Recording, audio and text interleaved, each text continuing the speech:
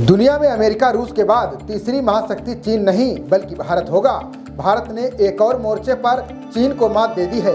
भारत की प्रगति को देखते हुए अब अमेरिका जैसे सुपर पावर देशों ने भी भारत का लोहा मान लिया है।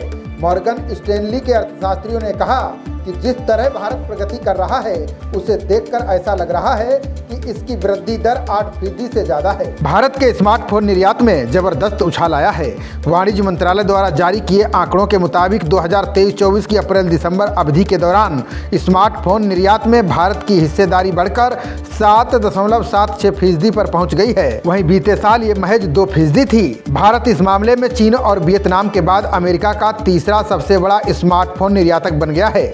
भारत ने इससे पहले 2022-23 में अमेरिका को सिर्फ $99 करोड़ के स्मार्टफोन बेचे थे। अब जहां एक और भारत ने अमेरिका को बीते 9 महीने में पहले से कहीं ज्यादा स्मार्टफोन का निर्यात किया है, वहीं इस मामले में हमेशा से ही नंबर 1 की पोजीशन पर रहने वाले चीन का अमेरिका को स्मार्टफोन का निर्यात घट गया है। इस बार चीन का निर्यात $38 अरब से घटकर $35 अरब रह गया है, यानी उसके निर्यात में 3.16 अरब की गिरावट आई है। वहीं दूसरे नंबर पर वियतनाम का निर्यात भी 9.36 अरब से गिरकर $5.47 अरब पहुंच गया है। अर्थशास्त्रियों ने अनुमान जताया है कि भारत जल्द ही चीन को पीछे छोड़ देगा। रिपोर्ट के मुताबिक भारत स्मार्टफोन के लिए एक प्रमुख प्रोडक्शन हब के तौर पर उभर रहा है। इस सेक्टर में ग्रोथ के पीछे की वजह की बात करें तो प्रोत्साहन योजना और अमेरिकी मैन्युफैक्चरर फर्म आईफोन और एप्पल के भारत के विनिर्माण शुरू करने से भी निर्यात की रफ्तार तेज हुई है।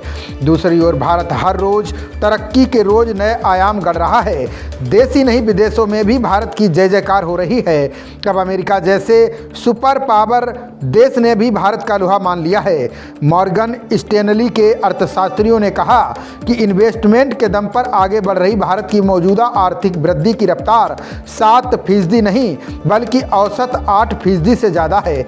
मॉर्गन स्टैनली ने एक report the view point India why this feel like में कहा है कि अब भारत कैपिटल एक्सपेंडिचर में इजाफे के रूप में उभरा है। इस रिपोर्ट में कहा गया है कि भारत की प्रगति इस समय तेजी से निवेश के बढ़ने की वजह से हुई है।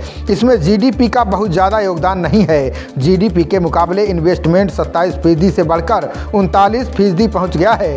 इसी तरह खपत के मामले में भी शहरी उपभोक्ताओं ने जमकर खरीदारी की है। साथ ही ग्रामवासियों की भी मांग बढ़ी है। बाजार में हिस्सेदारी में होने वाले इजाफे और आर्थिक स्थिरता की वजह से भी अर्थव्यवस्था को बल मिला है। खबरों का सिलसिला जारी रहेगा।